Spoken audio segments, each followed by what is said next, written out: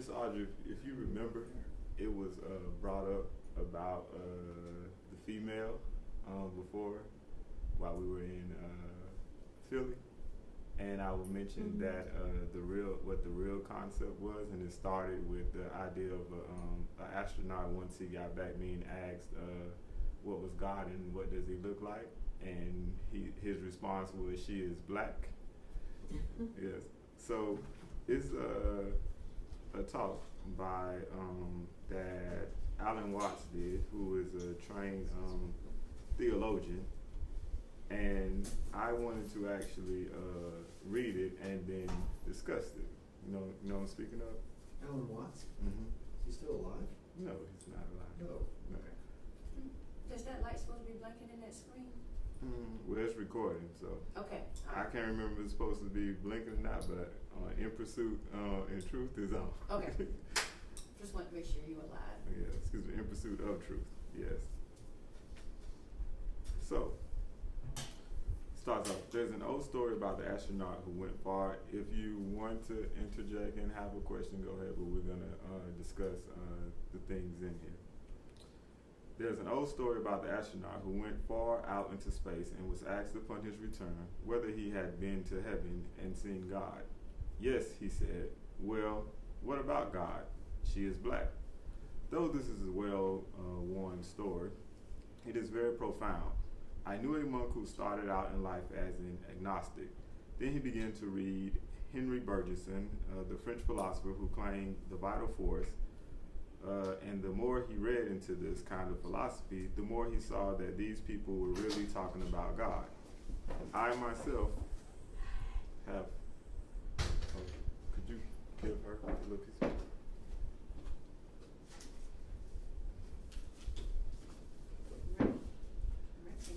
I myself have read a great deal of theological reasoning about the existence of God, and it all starts out along this line. If you are intelligent and reasonable, you cannot be a product of a mechanical and meaningless universe. Figs do not grow on thistles, grapes do not grow on thorns. Therefore, you, as an expression of the universe, as an aperture through which the universe is observing itself, cannot be a mere fluke. Because if this world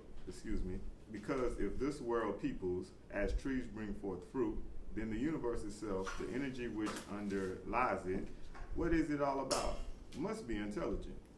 Now, when you come to that conclusion, you must be very careful, because you make an unwarranted jump to the further conclusion that the intelligence, that marvelous designing power which produces all of this, is the biblical God. Be careful, because the God, contrary to his own commandments, is fashioned in the graven image of a paternal, authoritarian, beneficent tyrant of the ancient Middle East. It's very easy to fall into this trap because it is all prepared, institutionalized in the Roman Catholic Church, in the synagogue, in the Protestant churches, all there ready for you to accept.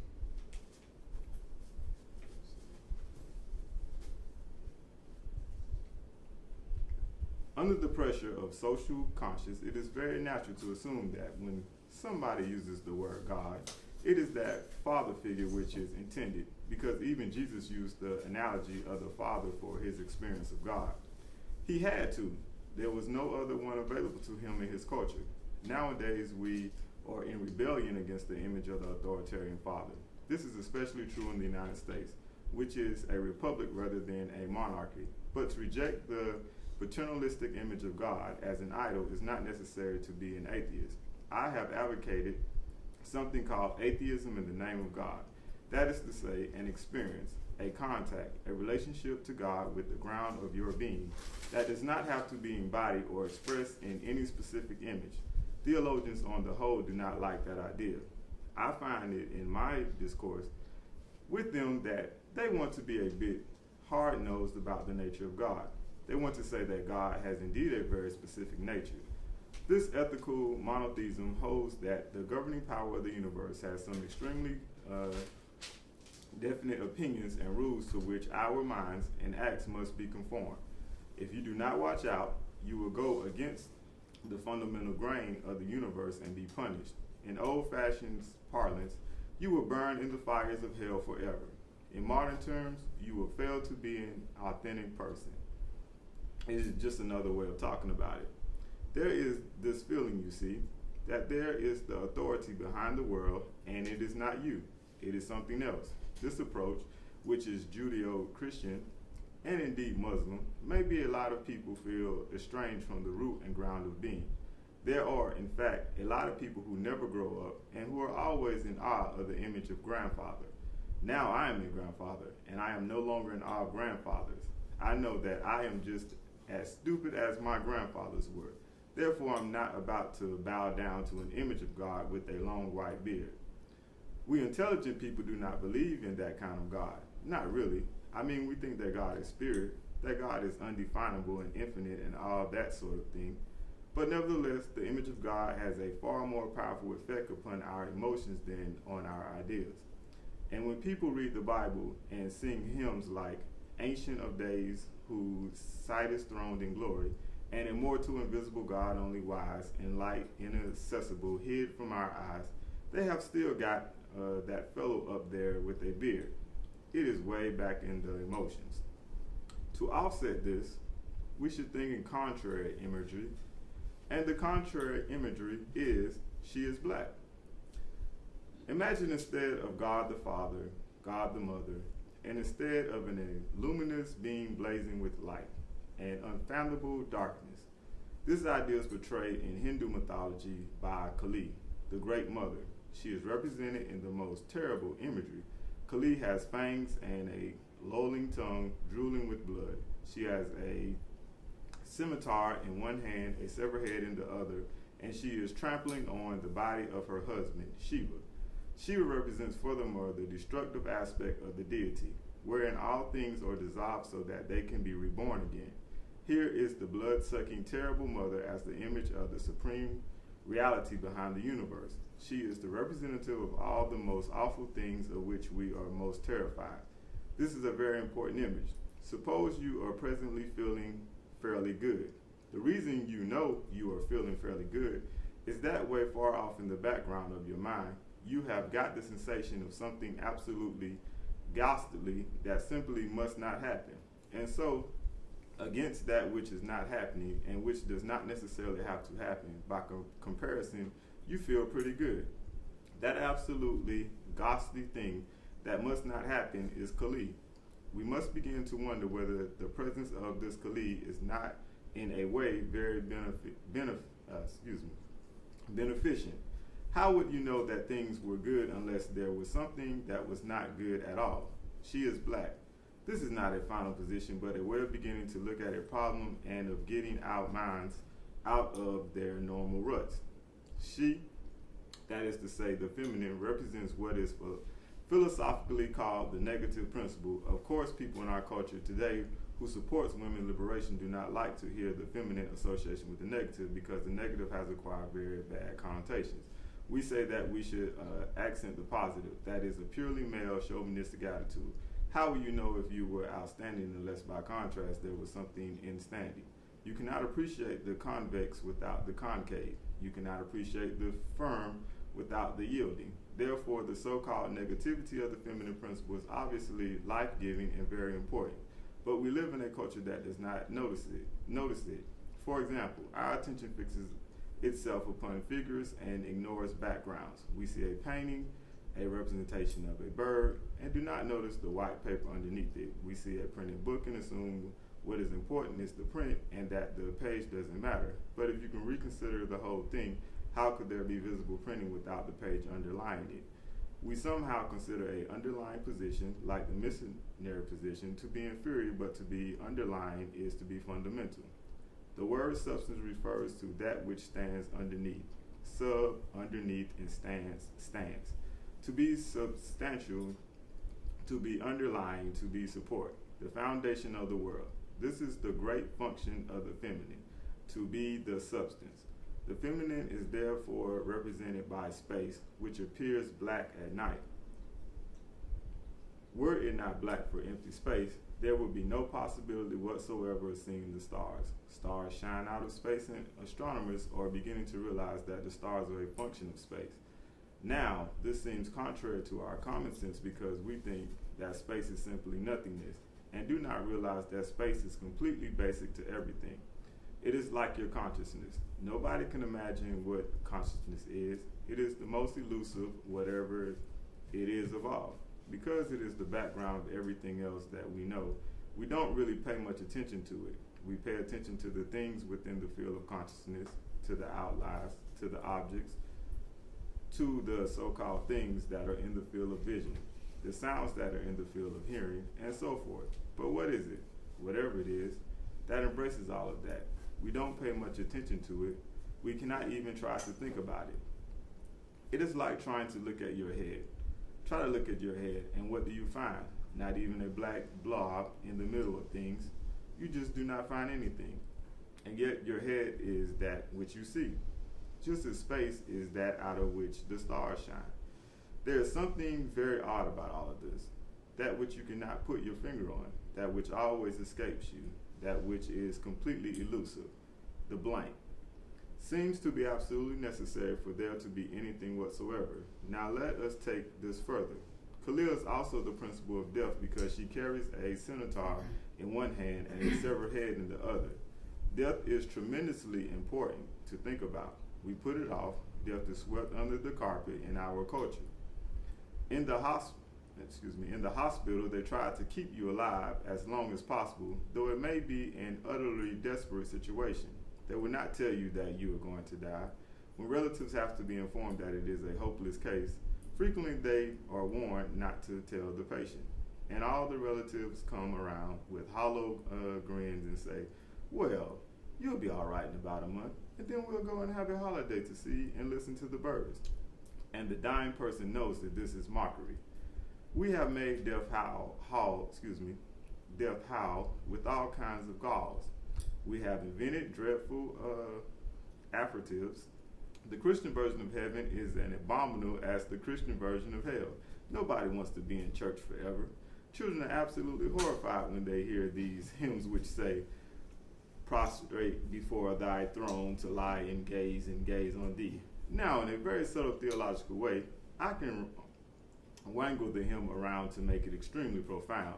To be prostrate and yet to gaze, see at the same time, is a coincidental apostrophe, a coincidence of opposites, which is very deep, but to a child is to crick in the neck. We are faced with the idea that what might happen after death is that we are going to be confronted by our own judge, the one who knows all about us. That is the big papa who knows you were a naughty boy or a naughty girl from the beginning of things. He is going to look right through to the core of your inauthentic existence and what kind of heebie-jeebies may come up. Or you may believe in reincarnation and think that your next life will be the rewards and the punishments for what you have done in this life. Well, you know you got away with murder in this life, and the most awful things are going to happen next time around. You look upon death as a catastrophe. Then there are other people who say, when you're dead, just as though nothing is going to happen at all. So what do you have to worry about? Well, we don't quite like that idea. It spooks us. You know what it would be like to die, to go to sleep and never wake up. There are a lot of things it is not going to be like. It is not going to be like being buried alive. It is not going to be like being in the darkness forever. I tell you, it's going to be as if you never had existed at all. Not only you, but everything else as well. There just never was anything, and there is no one to regret it, and there is no problem. Think about that for a while.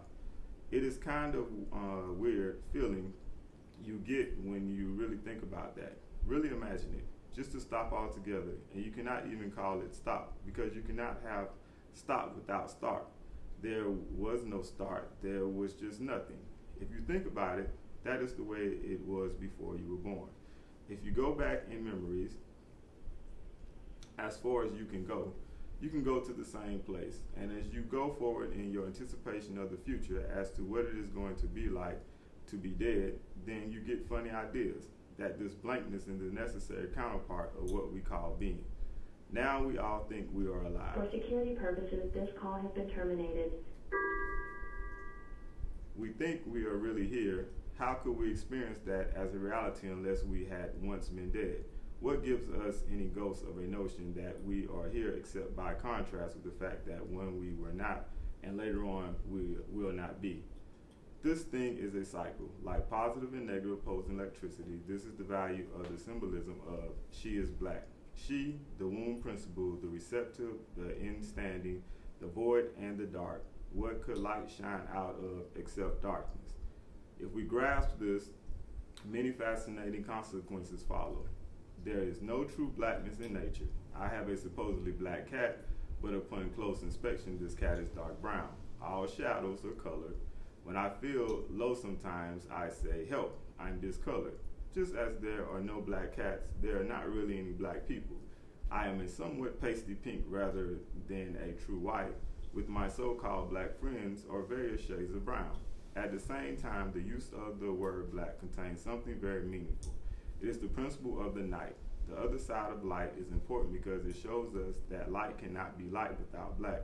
Therefore, we must abandon the theology in which the light and the darkness are irreconcilably opposed to each other. It is the most schizophrenic possible view to think of light, white, as good, that which is whole and must be preserved, and darkness, black, is evil, dirty, and to the abandoned or discarded. The light and the darkness, the white and the black, the yang and the yin, are indispensable to each other. We do not want to think of the resolution of the two as a kind of muddy mixture of black and white. We try to think what is that is common to light and darkness, black and white, that escapes our imagination. When male and female really meet, something happens between them which escapes their imagination. I love you. What does it mean? A woman may ask a man, why do you love me? And he fumbles, I don't know. There's a little something about you that I can't put my finger on. Please don't ask me to explain. There, on some occasion, a man may say, oh, the situation is perfectly clear. It's thus and so. Everyone understands that. And the woman says, well, maybe, but I think there is something you have left out, something very important that you have failed to include in your idea. It doesn't feel right to me. And this is everlasting game between the two, so that they are interminable mysteries to each other. Women look knowing and think that they understand men, and men look fierce and think that they understand women. But it's not so. Neither understand the other, and that is as it should be. If we understood everything completely down to its very roots, we would be bored. Everything would be predictable. What is more of a bore than knowing a person so well that their reactions to everything under the sun are predictable? You know automatically what their opinion will be on any subject, and therefore you do not bother to discuss anything. Indeed, such a predictable person is very vulnerable because anybody whose habits are completely predictable is, as Don Juan told Carlos Castaneda, easy prey. Always be surprising, and furthermore surprise yourself. The only way that you can be truly irregular is not to know yourself in your own head what you are going to do next. This is as Jesus taught. He said that everyone who is born of the Spirit is like the wind which blows where it wills, and you hear its sound, but you cannot tell where it is coming from to where it's going.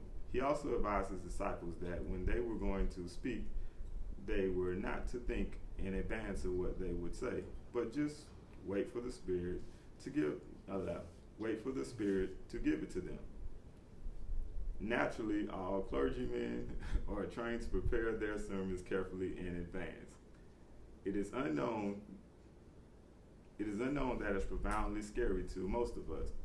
We fear that God, that is to say, the ground of our being, the energy which we all express, should remain unknown. We fix on all these images of one kind or another, whether it be male or female, light or dark, and we all know very well that what is essential to us cannot be gotten at, and that worries us. To abandon ourselves peacefully and truly is in a surrendered way to the possibility of death, to the non-existence of our memories, of our egos, to flip over from is-isness to is-notness, to yield to the feminine, which we gladly do when engaged in sexual intercourse. something very closely associated in a symbolic history with death. These are steps that cause us much anxiety. We are at once fascinated and horrified by this thing that we can never know, never control. We thus come into the presence of the God who has no image. Behind the Father image, behind the Mother image, behind the image of light inaccessible, and behind the image of profound and abysmal darkness that is something else that we cannot conceive at all. This is not atheism in the formal sense of the word. It is not profoundly religious attitude, because in practical terms it corresponds to an attitude towards life of total trust and letting go. We will form images of God. They're all really exhibitions of our lack of faith. We want something to hold on to, something to grasp, the rock of ages or whatever. But only when you do not grasp do we have the attitude of faith. Ordinarily, if I were to present you with an idea that seems to you completely negative, abolishing all the certainties to which you feel you ought to cling and apparently leaving you in the midst of the void, I would normally be thought of as a nihilist, a destroyer. It is true in a way that this is a Shiva attitude, a destructive attitude. But again, we come to the idea of atheism in the name of God. Only if you are willing to let go of all these conceptions can you really discover yourself. If you let go of all the idols, you will of course discover that this unknown, which is the foundation of the universe, is precisely you. It is not the you think you are. It is not your opinion of yourself. It is not your idea or image of yourself. It is not your chronic sense of must. Yourself, you see, is way beyond all of that. It is something you could never catch hold of. You cannot grasp it. Why would you need to? Suppose you could. What would you do with it? You can never get at it. The attitude of faith towards the profound, certainly mystery, is to stop chasing it. If that happens, the most amazing thing will follow. If I try to improve myself and control myself by lifting myself up by my own bootstraps, I will waste energy indefinitely. It cannot be done. When I abandon the attempt, suddenly all the energy that I have been wasting is available to something else. Most of us are in constant state of tension about whether we are going to survive or not. Every minute of driving on the freeway, you wonder whether you are going to survive. Take an airplane and you wonder whether you are going to survive. You wonder where the money is going to come from to buy groceries tomorrow. We are absolutely absorbed by the need to survive. We are tired of living and scared of dying. Suppose you realize that it does not matter whether you survive or not. Do you really need to survive? Would you not feel much better if you gave up the need to survive? Would you not feel free? Would you not have more energy available for glorious things? Will you not be able to love others more if you were no longer concerned about whether you are going to survive? We have been taught that we must go on. It is our duty. It is not. All these ideals of the spirit, the godly, and the dutiful are not the only way of being religious. There is an ineffable mystery that underlies ourselves in the world. It is the darkness from which the light shines. When you recognize the integrity of the universe and that death is as certain as birth, then you can relax in itself. That is the way it is. There is nothing else to do. I am finished. I didn't realize it was going to be that long either. The whole concept, we were starting Miss Barbara, what I was speaking, that idea of the dark female being bad, that was discussed before. That same exact idea has been put forth, or I think it was misinterpreted, that God, what about God? She is black, is more so of the idea of that thing that all things come from, and it is that gives birth to everything. And so now we can discuss it. Any thoughts, or did everyone fall asleep?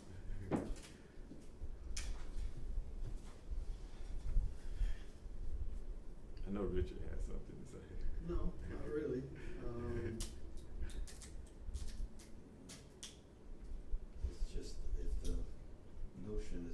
yourself go beyond having all the answers.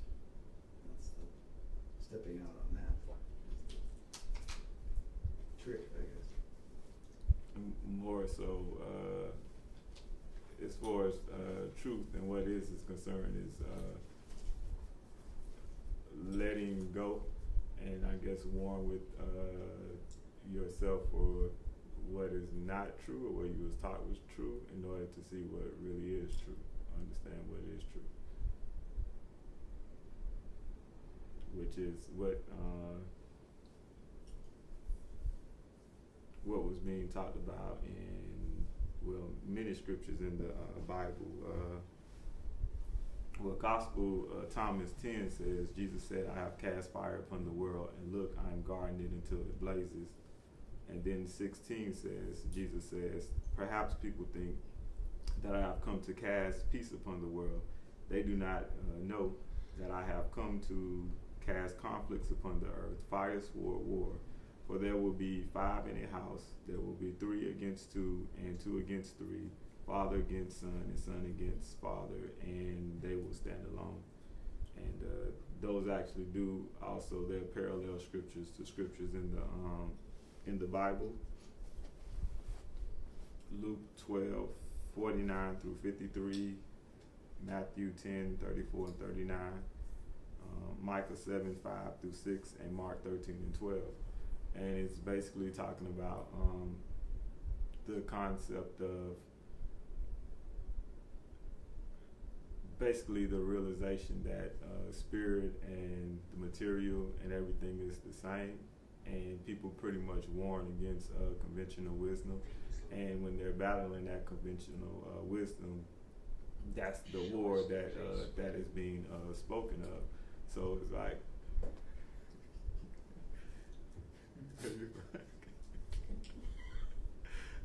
so it's like of course, a lot of the things that Jesus had to say, a lot of his messages and what he taught, it was in direct contrast to the conventional wisdom of the time, what everyone else thought. So it completely made them uneasy.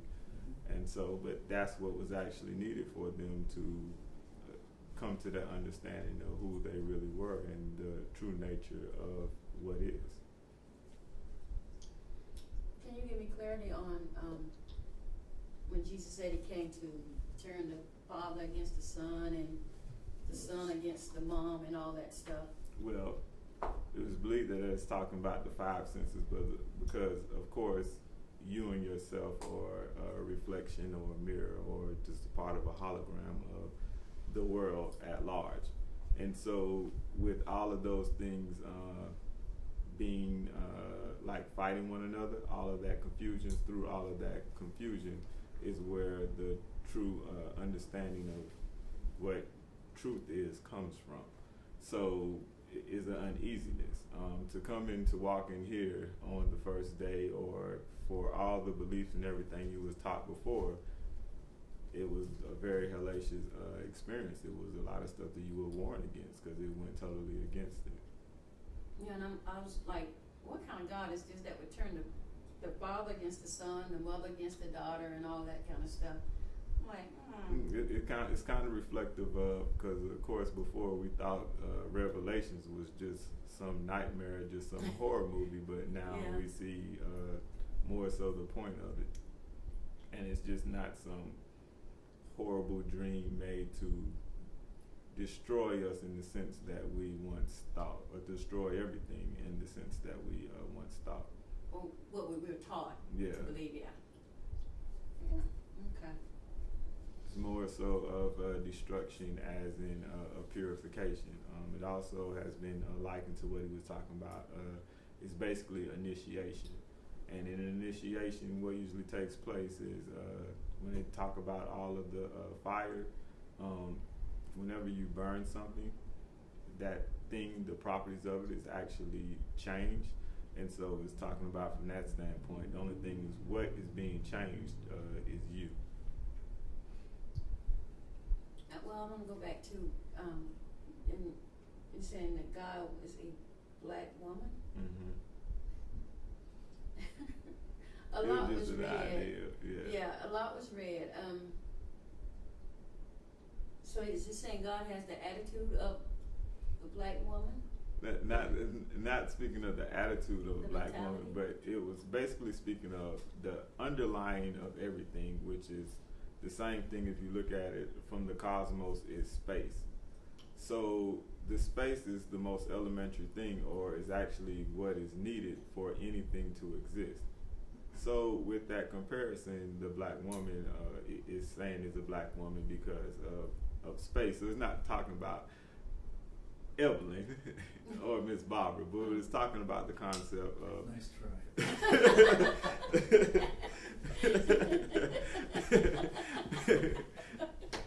Is in the same sense when he, which everyone is familiar with this concept with the white page and the black writing.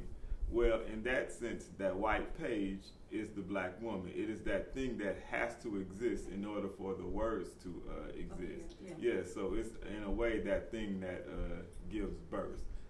Is that it's basically, if you look at it in the form of clay, it's that clay that is waiting to or can be formed, is what gives birth to everything. So that's why I said God is a black woman. No, it's not talking about an attitude. Yeah, I'm gonna say, well, and when society has labeled us as having attitudes or whatever, and I think we have to clear it up for people who are watching. Yeah. You know, because first thing they're gonna think is like, oh, God has a bad attitude no, or no, something no, like no, that, no. or has some issue going on. But I just think that needed to be clarified a little more, because you're gonna throw somebody clean that way. Well, basically what it was saying is something that is also being looked at as being negative is not negative at all. It's completely needed. So that's when we was talking about the yin and the yang, the white and the black, etc. You cannot have one without the other. Especially, it was interesting. I think it was yesterday morning. I heard something on NPR, and I immediately knew what the outcome was going to be. And it was two people. They let you hear accounts of them, their speeches after they had won a medal. And one person was very, very happy that they. Well, before I go any further, one person won a silver medal and one person won a bronze medal. And so they were asking which person was which. Okay, one person was. They were very disappointed in themselves. They were not too happy with their performance and how they did. And then the other person was just exuberant. They were super happy. They were proud of themselves. They were speaking very positively, etc. Well, the only thing happened was the person who was very, very negative was the person who won silver. And they have noticed, because they have been studying this, that typically that's what happens with the person who wins silver. Not every single person, but on an average across the line. And the person who wins bronze is much, much, much happier than the person who wins silver. And the reason that is because of framing. So the person who wins silver is disappointed in themselves because they did not, and they're looking at it from a perspective most of the time, they did not win gold. So they're disappointed and think they're a failure. Whereas the person who wins bronze is like, I barely made it on the podium. I'm happy. I beat out all those other people who are not on the podium. So typically what happens is we do not have a reference of when we're having a good time or when we should be happy, etc. So most people just make comparisons with other things in their life, or they make comparisons with others as well. The same idea as far as what type of car I drive, what type of house I live in, how much money I make, etc. Most people do that all the time, and it depends upon who they're comparing themselves to, whether or not they're satisfied or whether they're dissatisfied with wherever they are. Yeah, makes sense.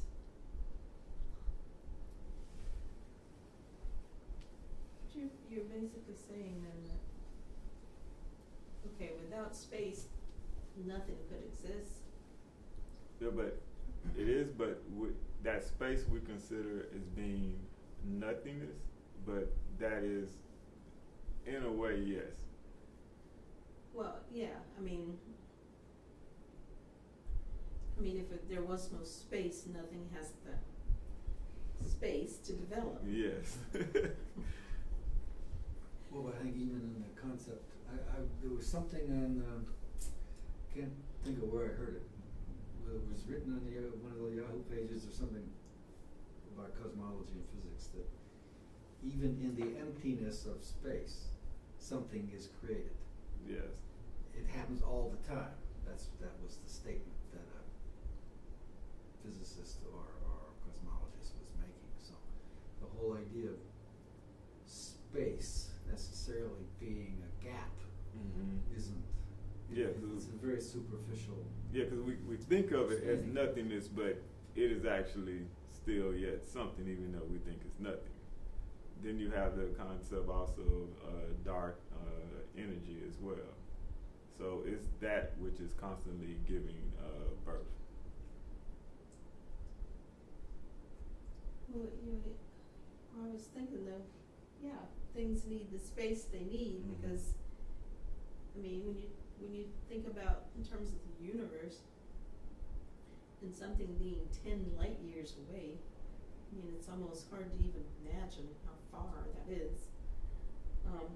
But even when you think of it on a quantum level, and you've got an atom, and you have the first electron, if you compare it to our world, the first electron is like 8 miles away from the nucleus.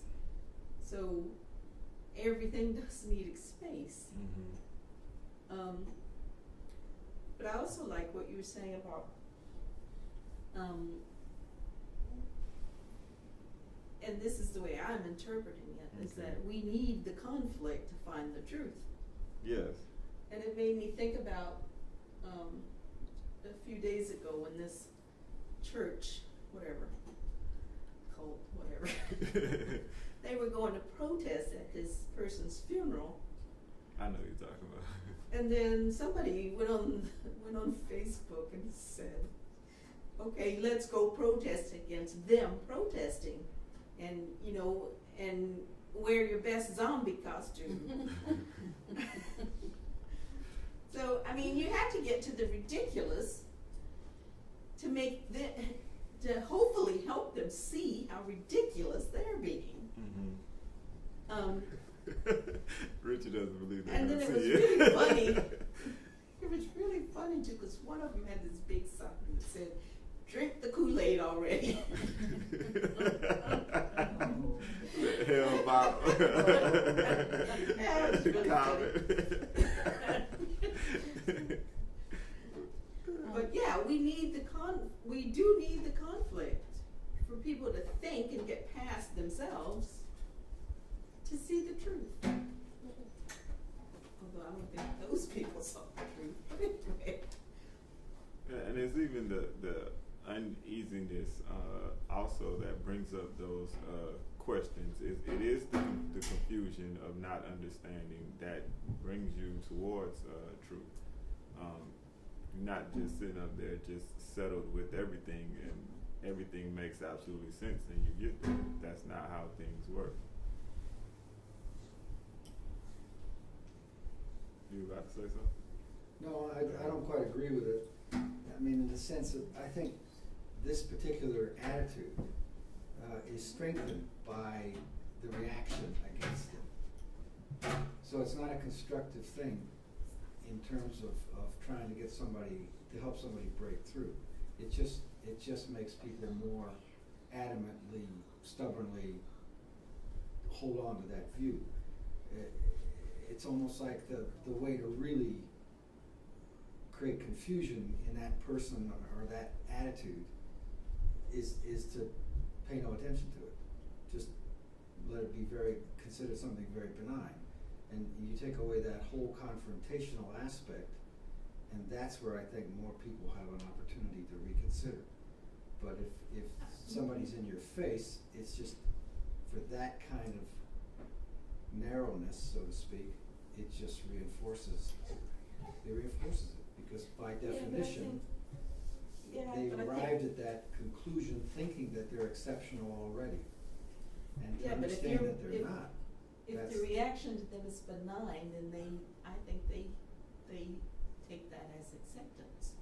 Yeah, cause I was thinking about it, looking at the same thing we're talking Well, about. no, I didn't I mean, mean, certainly- I didn't mean ignoring it necessarily, but. I mean, certainly people can dig in their heels, but then that just means they need some other form of conflict to help them speak. But anyway.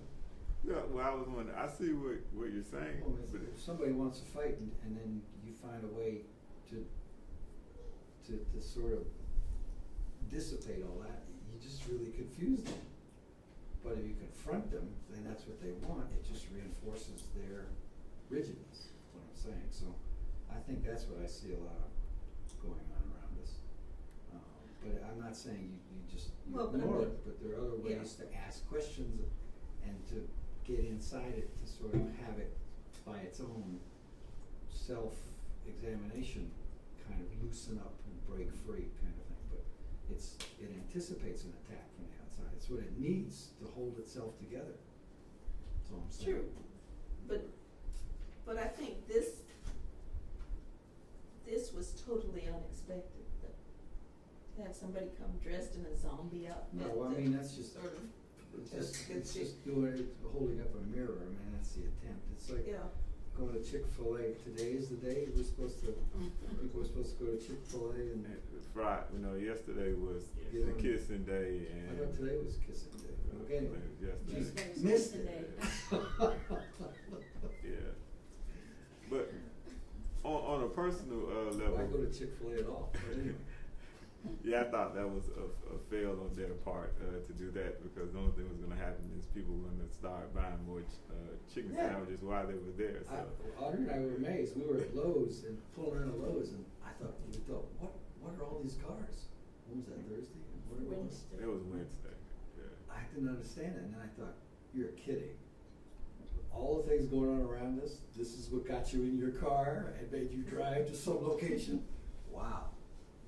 But on the benign thing, looking at it from a perspective on a personal level, as far as someone saying something and changing, they're not going to change if they have a benign view of a situation, because, like you said, it's accepting and being happy with it. It's some type of we don't even have to say conflict. Well, we can't say conflict, because confusion in itself or questioning anything is a conflict, because you're questioning what it is that you believe.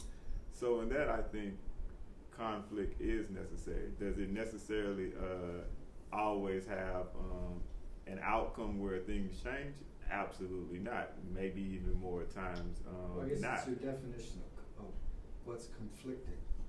Well, whenever you Confrontation, maybe is a better word, because you can be very confrontational by asking a very subtle question, and it's very Mhm. seemingly calm and benign question, but it can be very profound if somebody wants to consider it.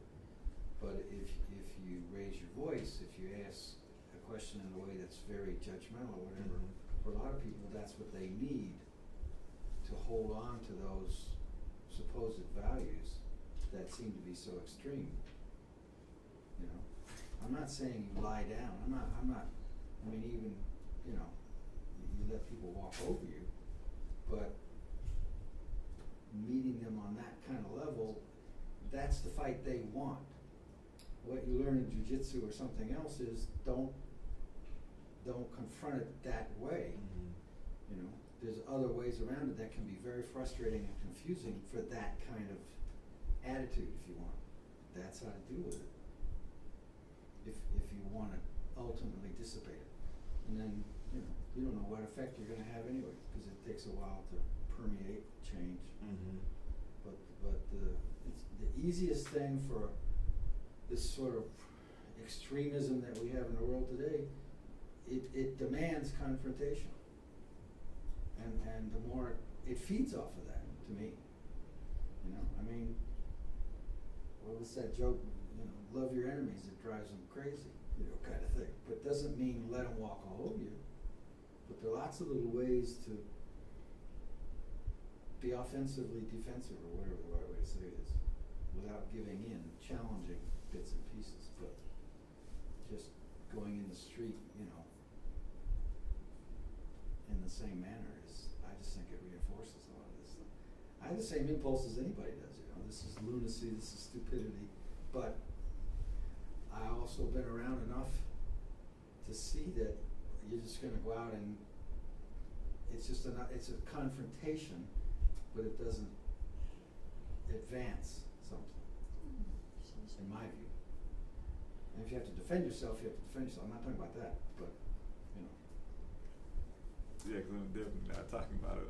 I see what you're saying. I'm not talking about it Well, I mean, from otherwise, a physical standpoint. yeah, I mean, otherwise, why don't we get 10,000 cars, go down to Chick-fil-A, and everybody go through the drive-through and order water? I mean, you know, confuse the thing, whatever you want, but, you know, that's what people, or just ignore them. And all of that was distraction anyway. Yeah. And, you know. But, so you gave power to something that had no substantive, constructive, where was that gonna take anybody? What did it mean, anyway, in the first thing? Nothing. It means Just the man some- made more money on that day. Well, Yeah. just Huckabee got to suddenly be more prominent in the news than he otherwise was, right? And now look what I can do. Right? So, We Let's- talked about this once, how our approaches to the same kinds of things that rear their heads now, as opposed to earlier in the 60s, we would have protested or responded in a more physical sense, but nowadays it doesn't do very much, and if we are people of light, people for lack of a better word, beings of light, then our response has to be more than just on a physical level anymore. So I agree that a lot of the physical stuff, the physical responses just bring you back to a period that was rather than have a lot of benefit. It distracts for a while. That's all it does. yeah, and you actually have to wonder how much of all that in the 70s really profoundly changed, because where are we now? We're going back, it seems to me, in a lot of ways, so the idea wasn't dissipated, it's still there. It just had to be more benign for a while. But, so did you really change But something, I or did you think just postpone something? I did think you said something though. I don't know if you realized you said it when you were saying that that type of thing feeds on like a lot of negative attention. And then you mentioned something as far as treating that thing, the worst thing you can do is treating something like that with love. So with that thing that seeks a whole bunch of negative attention and confusion, being treated with love, that in itself is in contrast. So that in itself is not what is expecting and what is actually wanting. So it's almost in a way destroying it. And so it creates tension. Yeah. It within the being, within the person receiving it. If I expect overt conflict, and you give me the total opposite, I still have tension in me, Yeah. and it moves me to respond some kind of way. And I don't think I've done. I think I probably have been a little confusing with the words that I've been using, or for lack of a better word. So when I say confusion and contrast, I mean in something as far as contrasting it, I don't mean necessarily with what we would deem as being negative or some type of force or some type of violence or anything like that, if that makes any sense.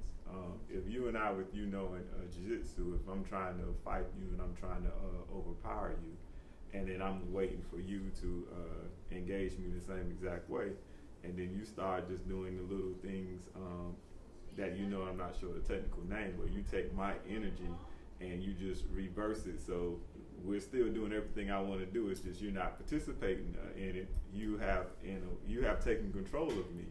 So with that, it's kind of like similar to what I'm trying to explain right now. So it's not you coming meeting me the same exact way as I'm meeting you. Yeah. And so in that, I'm going to start feeling uneasy very quickly when I see everything that I do and I know how to do. You keep reversing it on me, and I'm not harming you at all. Deflecting it. Yeah.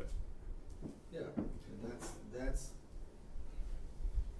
that's where we have to be more sophisticated. That's where I think Jesus was doing jiu-jitsu all the time. He was taking, and that's the whole thing about the maleness and everything else. He was taking all the iconic, notions and turning them on their head, and then just walking away. He didn't say it was better. Mm-hmm.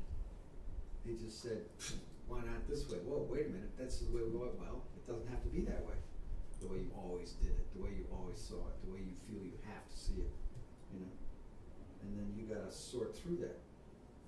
And for some, this is the idea of Satori. This is the idea in Alan Watts of that sort of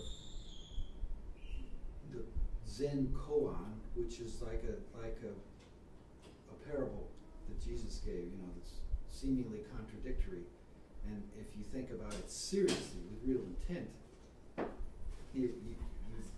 the idea is it'll sort of break you out of your previous way of seeing things, and you'll have a sense of enlightenment, and that's what that's all about.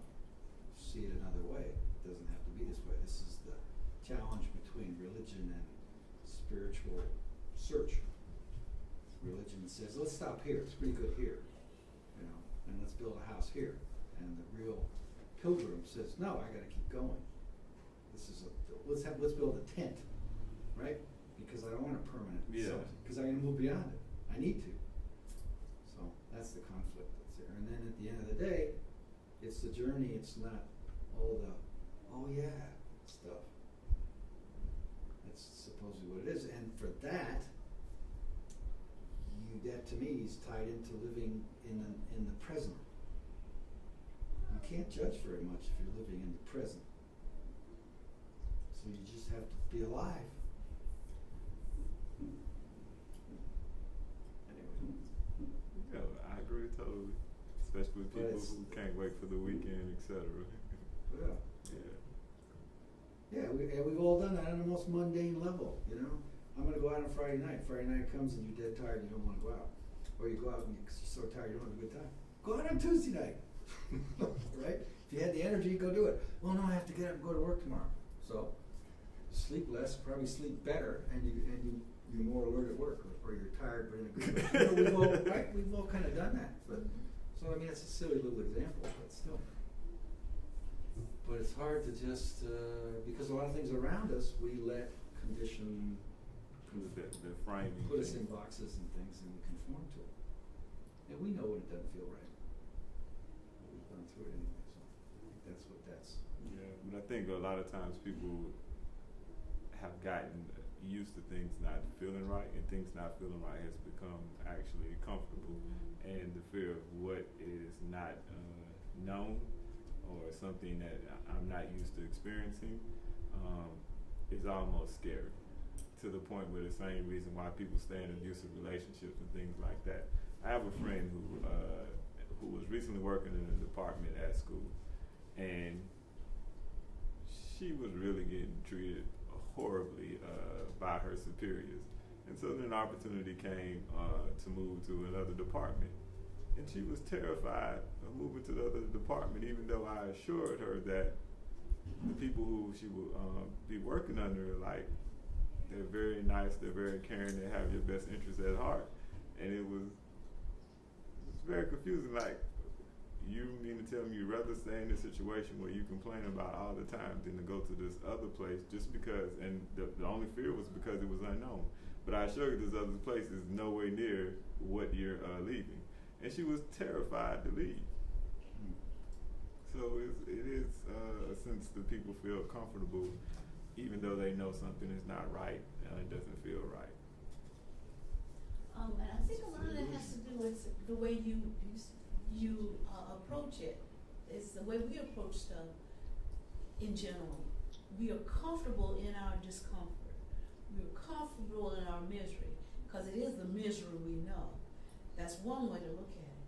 The other way to look at it is, well, if I'm miserable now,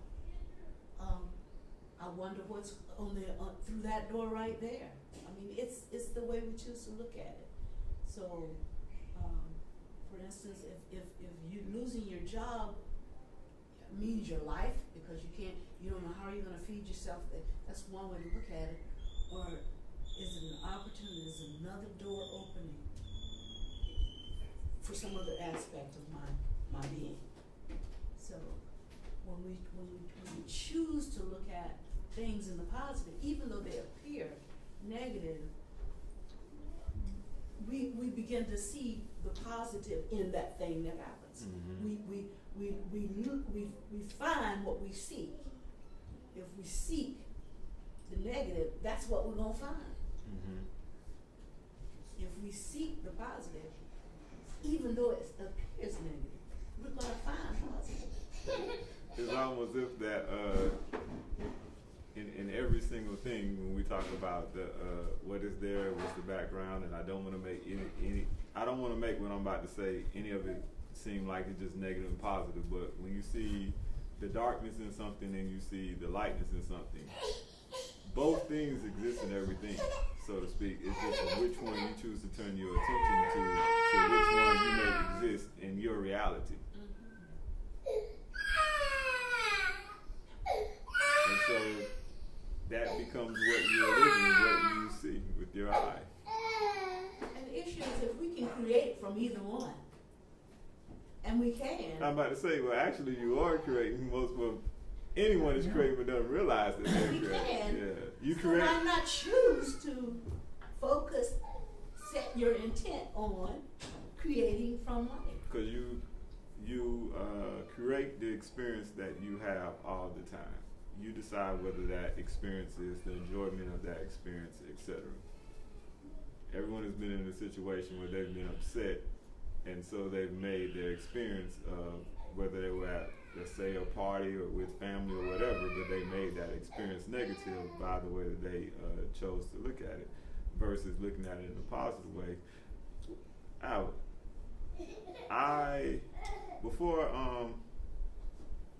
Once before I went to Chicago, and I was going to look at an 18-wheeler because I used to drive truck, and I was going to pick up a truck, and so I got a one-way rental. I ended up not getting a truck, and I took my little brother with me, who at the time was underage. And so the cheapest way for us to get back was Greyhound, coming from Chicago back to Columbia. And it was like a 25-hour trip. And it was horrible for him. To me, it was just an experience with something I had never done. So I kept trying to tell him, or I told him initially, I was like, look, regardless how you look at this situation, it's going to take us 25 hours to get home. So you can just be mad and upset for the entire 25 hours, or you can just look at his experience and enjoy everything along the way. And so by the end of the trip, he was looking at it in the same way that I looked at it, and it was actually an enjoyable experience, something that I will never forget. You meet all types of people. Yeah. Exactly. I'm telling you. Do that. But it was how I chose to look at the situation and what I chose to concentrate on or give my attention to, because it could have been horrible. I didn't end up doing what I wanted to do up there as far as getting the 18-wheeler, and I had to reach in my pocket to not only pay for myself and get back home, but him as well. And to get a one-way rental car from up there before you pay for gas and anything was ridiculous. It was like $400, and I didn't check into that. I didn't know that it would be almost 4 times to get a rental car back as it did to take a one-way rental up there. I didn't know that ahead of time.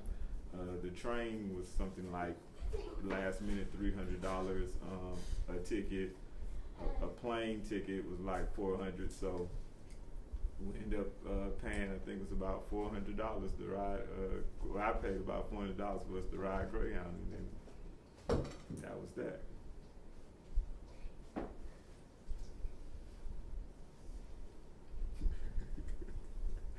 Why is smiling? No, I mean, I was trying to think, but I can't sort it out to be clear. Can't put it in words. Well, I know what the truth of what I'm trying to say is. I mean, what I want to say is, Are you in conflict? if we have, nah, just, I'm joking.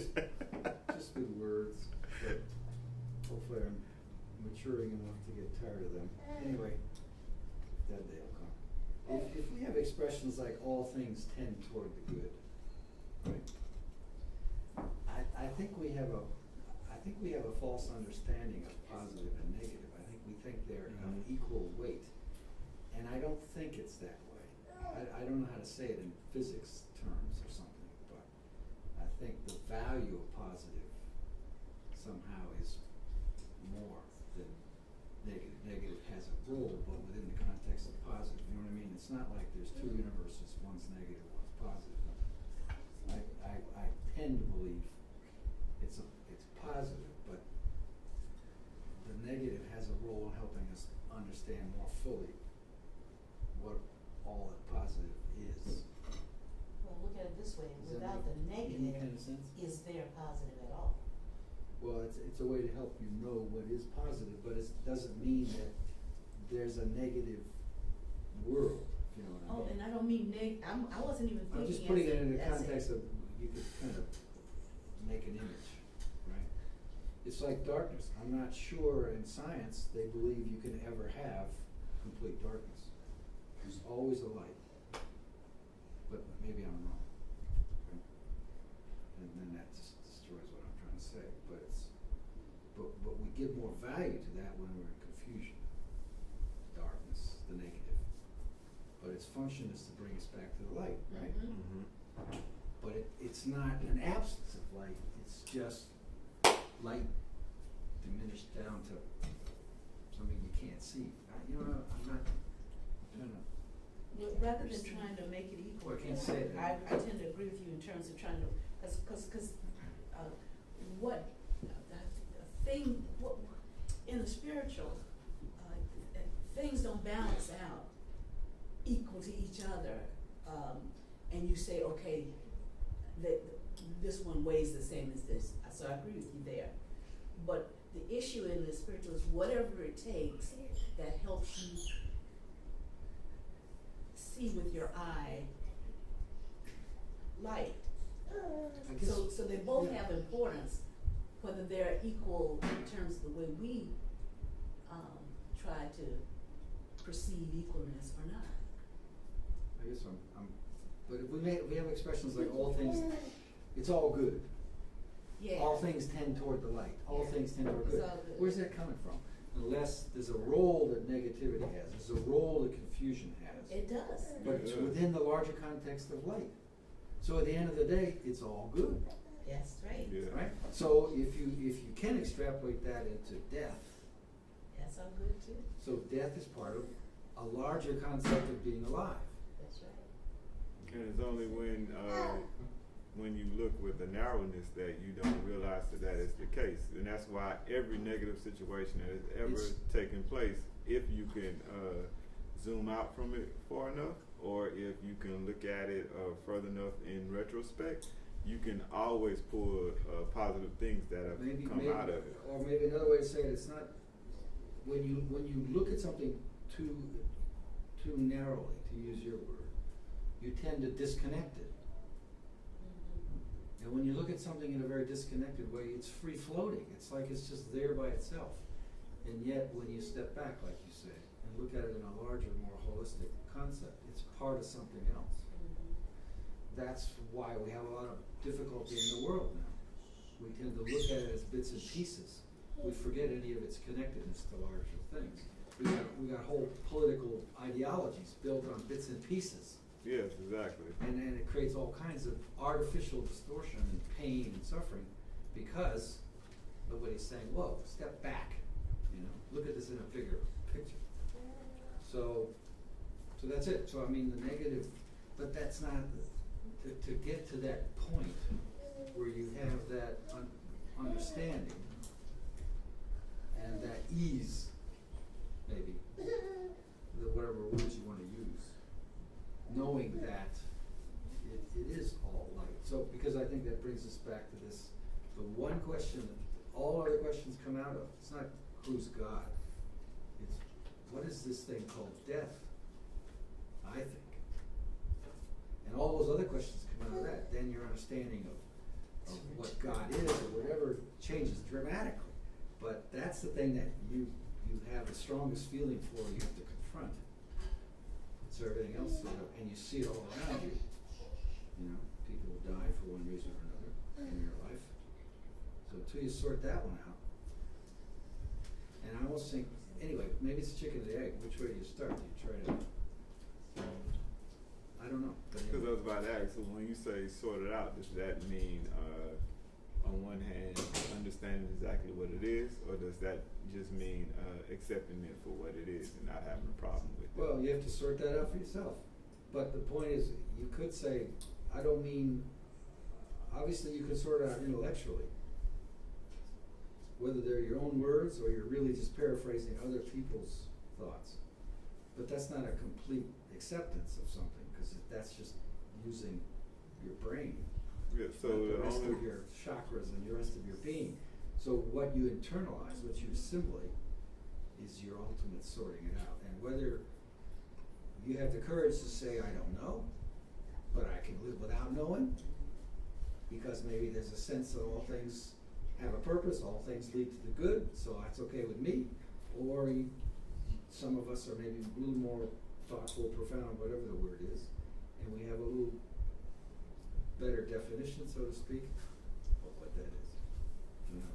So the closest you can actually get to it is through experiencing it, because that's the only way you truly know something. But the only way to get close to experiencing death is to experience the death that you have had in other ways and other things and relate to it that way. Or witness the death of other people. It's just a whole combination of things that give you those opportunities in life.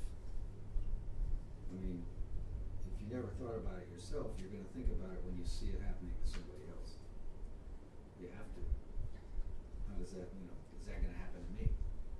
That kind of thing. And wherever that takes you, it takes you. And I guess one of the sayings of Thomas is saying 50, which says that if it's Jesus speaking, if they say to you, where did you come from? Say to them, we came from the light, from the place where the light came into existence by itself, became established and was revealed through their image. If they say to you, are you the ones? Say, we are his children and the elect of the living Father. If they ask you, what is the sign of your Father? And you say to them, it is agitation and rest. It's almost like we've been talking about, it's that resistance that creates light when you look at the filaments in a light bulb. And if in fact our source is light, then what we think of as death is simply a return to the source. You can look at it that way too. you don't. I mean, yeah, you don't. And religion, the way it's structured, doesn't help. Right. Mm-hmm. It gives us a lot of platitudinal kinds of coverings, icings on the cake that we don't understand the taste of, so to speak. But it gives us that same platitudinal covering for a lot of different things, not just death. Yeah, but I mean, I think that's the big one. Yeah. That's just my sense of it. But is it the big one? Well, maybe that's the It's worm. maybe For it's me, the maybe big. Maybe that's it's the big. wormhole through which you go through that wormhole, all things will be revealed. Maybe it's the big one because that's part of the covering that's been created. Whereas it's as simple as what was that saying? Taking a piece of hair out of milk. It really isn't. If we've been talking about stepping back and seeing the connectedness of everything, and if we were able to do that. So this is That's only one little hair out of how many different hairs we're gonna have to go through to get that out of the milk. Yeah, that's why I love Nikos Kazantzakis and the movie and the book Zorba the Greek. that stuff has just stayed with me for so long. There's a part in the movie where he says to Alan Bates, who plays this really guy who can't get out of the box. He's just so emotionally bound, and he's very well read. He's a professor kind of thing, and somebody dies in the movie. Someone was killed out of jealousy and stuff like that. And Zorba says at one point, "Why do the young die? Why does anybody die?" And then Alan Bates says, "I don't know." And Zorba says, "What the hell? What's the use of all your books? If they don't tell you that, what do they tell you?" And he says, "They tell me of the agony of men who can't answer questions like that. They wrote the books." And Zorba says, "I spit on their agony." That's just 50 years later. I still remember. So it's that, you know. No wonder I haven't seen this movie, but go ahead. It's black and white. No one likes black and white movies anymore. You don't need to see the movie. They're actually, they made a record of all the key sort of phrases. They're in the book if you read the book. But that's just the same thing, you know. Like, you come up with all these nice icings, coverings, but the truth is, you know, if you don't know, you don't know. If you haven't experienced the answer, you don't know. So, and here's some others, of course. Clever people, another one is clever people, they weigh everything. Only death is peace. Life is not. To be alive is to undo your belt and look for trouble, meaning just live it. But what I actually see with the whole thing when we're just talking about what religion allows you to do, and how we look at death, how things should actually work is that we should die and realize that we're dying through everyday experiences all the time, and then you will see the good and you will see the rebirth part of dying, so then you won't look at it from the standpoint of death, but you will look at it from the standpoint of rebirth. Well, without those experiences of being fully aware of those experiences and letting them take place as they should, that's why I think death is looked at as being negative or something for someone to be afraid of, etc. Well, I mean, it's like it's just like a child that loses sight of the mother. That's death. Nothing wrong with the child, everything's fine. But at that moment, and then the behavior of the mother reinforces a lot of that. You know, don't you ever run away, blah, blah, blah. And then, oh, okay, separation. Can't let that happen.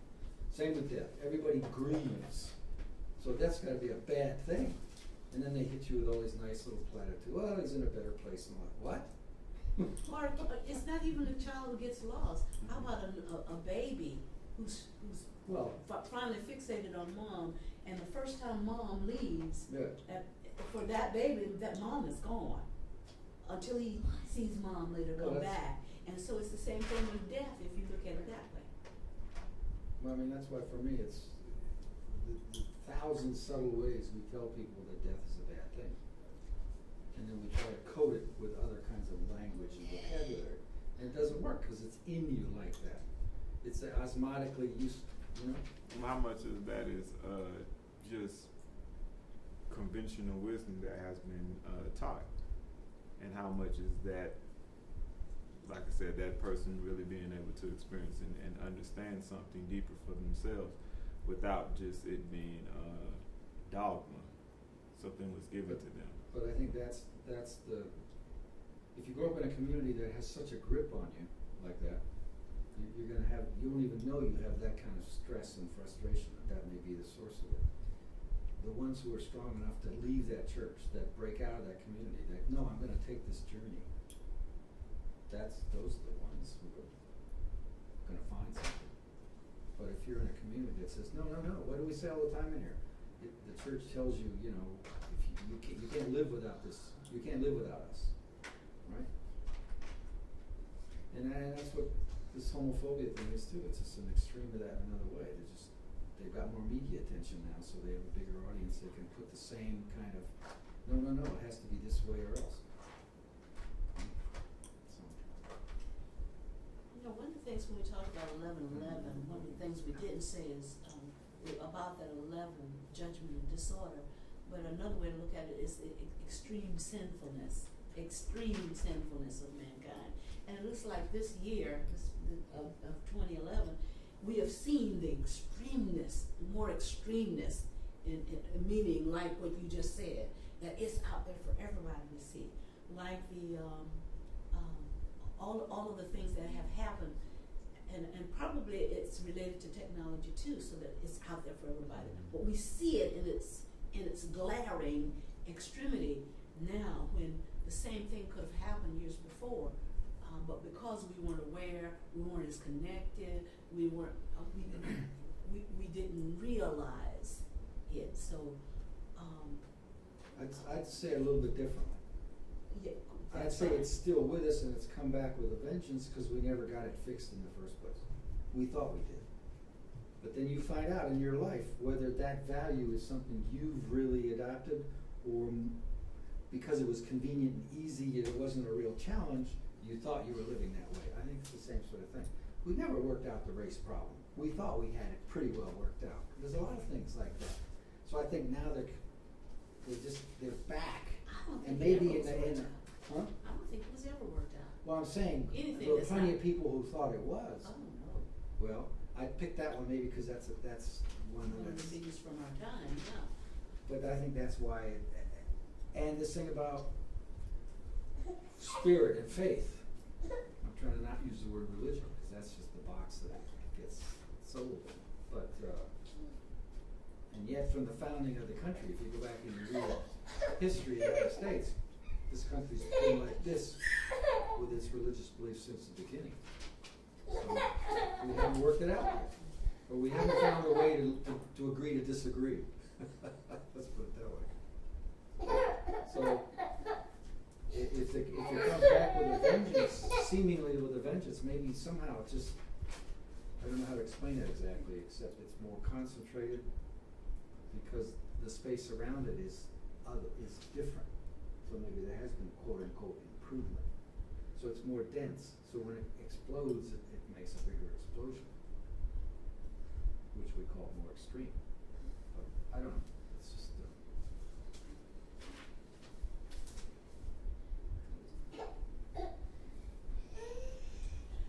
And the other thing I want to balance that off with is, even though things do seem to be out there coming back with a big extreme, the balance of that is that given that, there's that much more opportunity to balance that with light and awareness. Much more light to balance that. See, I don't think about it as balance. I think of it, Audrey has a lot of trigger points. You know what a trigger point is? And for a long time, trigger points were considered just made up concepts. Now they think, wow, there is sort of a fibrous bundle within your nerve that creates a real point of pain. Well, how do you break up a trigger point? You put your thumb right on it and you break it open. I think that's what we're talking about. It's not, you don't surround it with love and attention. You go right through the middle of it to break it up. And then you have to do that several times. And then there are other things you do once it's broken up. It's like a star exploding or something. I don't know. And I think that's what we're in need of now. We need to stick our finger right in these wounds, so to speak, right in these things. Just not Open up these necessarily plus pockets. something. Just take a lancet and just open it up. That's, tough love, right? That's the lancet. Anyway, seems like our culture is full of a lot of trigger points. So we've been living in, well, maybe that's not such a stupid analogy, absurd analogy. If that's true, then culturally we've been living with a lot of stresses and things that haven't let us be as natural as the way we should be. Because if you were using your muscles, tendons and things properly, you wouldn't have that kind of stress buildup, that bundling of fiber, which then becomes a hard point where you should have a soft muscle, so it can't function right. That's what's going on. So at the end of the day, the question is what you do about it. How we sort our way through it.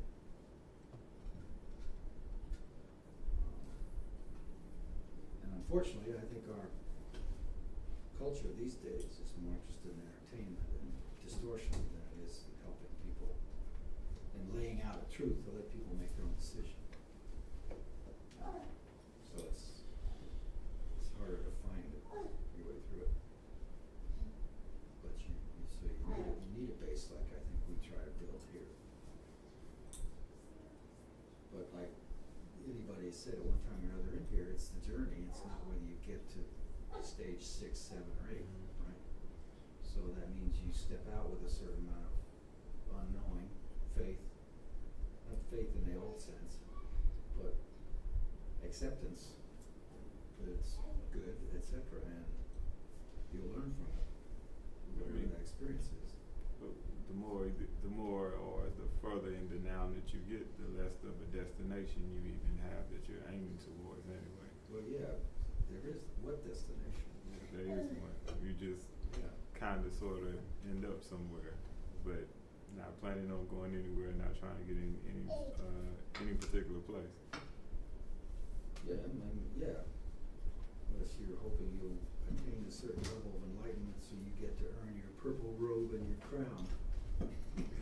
And that's the Conan with the guy asking the master, how long will it be before I obtain it if I really try? 5 years. Okay. What if I really try, like very hard? Okay. 10 years. Yeah, that's exactly the answer I would tell him. Yeah, the harder you try, the longer it's going to take. What if I try harder than anyone else in history? A lifetime. Right. Because the whole thing is you're trying too hard. It can't be natural when you're trying too hard. What is it? Even Michael Phelps or somebody, they were talking about a couple of people in the Olympics. Once they relaxed, they actually had a better performance. Okay, he didn't make the gold medal, so big deal. I've already made 20 or 19. I'm having a good time. Boom, another gold medal. You know? So.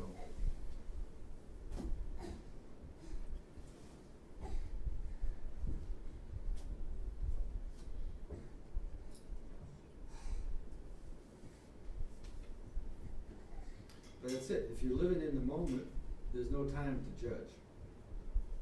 It's if you're living in the past and the future, that's when you have time to apply these, whatever you want to call them, criteria or something. Just live. And Ms. Audrey, you have to move for the bundles. That's what Richard was saying. The digit points. Well, I may be part of those. Get them because you move. I may be a few reasons they're trigger points. I don't know. Anyway, but yeah, I mean, what do we say? You know, disease is not the natural state of man. It's depending on what your religious belief is. It's man-made. It's a distortion. Anyway, brought here to be sick.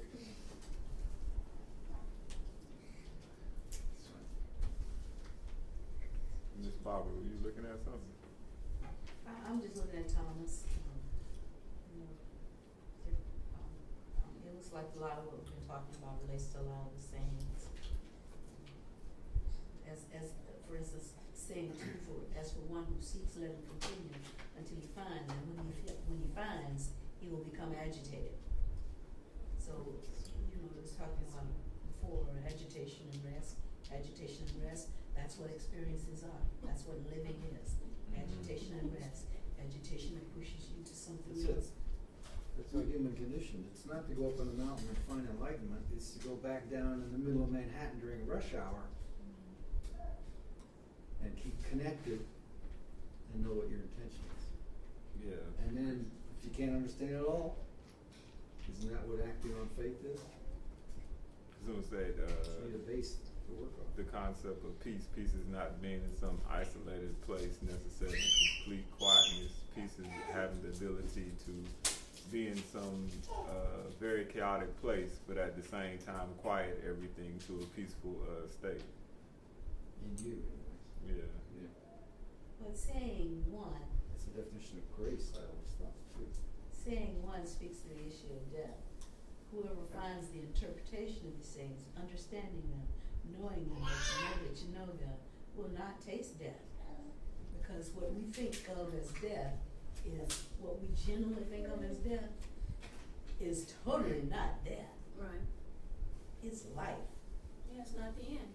So, and that's what makes me think the only way that death to even exist is to look at something from a narrow standpoint. And if you can gaze upon it wide enough, then you will see that there is no death. Like the fellow you read, you know, some say when you're dead, you're done. That's not,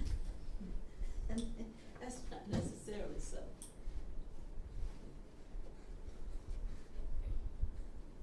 But I think, and we say it all the time, but if you take all this challenge on, and if that's the way you are, that's the way if that's where you're coming from, that's where you're coming from. But the more we do this from a sense of being separate from things, the more difficult it is. I just think of the Native Americans and others who had such a strong feeling about being connected to their ancestors. It doesn't matter if at the end of the day that's the way it really was or not. But that's that strong sense of connection, or even in any tribal culture, there's a strong such a connection and belonging. To nature and everything it that can inhibit exists. things and limit things, but on the other hand, it gives you a peace with just stepping out and being who you are. So I was just thinking, the more separate you are, the more, in a way, insignificant you actually see yourself as well, compared to what you really are. It just makes the mountain 20 times steeper, assuming that enlightenment's at the top of the mountain and not actually at the bottom. I think you want to get really zen about it, play that game too. Maybe you're actually going farther away from it. That's a whole other thing. Blessed are the solitaries in the elect, because you will find the thing you're from it, and you will return to it. So, you know, when we feel like we're alone because we see things differently than most people, how most people see it. That comes with the territory. That comes with the territory. That's part of the travel, of the journey. I think in your reading, you said something about Carlos Castaneda. He wrote a lot of good books. Yeah, Journey to Ixay and all those books here. That peyote will do this. Yeah, exactly. Well, I mean, it's an LSD-like drug.